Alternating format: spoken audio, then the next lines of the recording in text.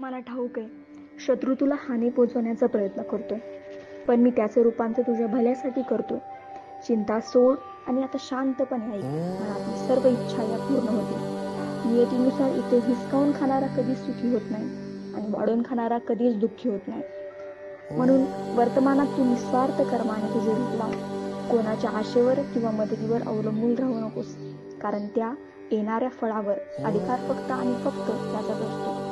कर्म शुद्ध ठेव आणि हो, भिवू नकोस कारण मी तुझ्या पाठीशी आहे. भिवू नकोस, मी तुझ्या पाठीशी आहे. त्र्यंबकं यजामहे सुगंधिं पुष्टिवर्धनम् उर्वारुकमिव बन्धनात् मृत्योर्मुक्षीयमामृतात्। ॐ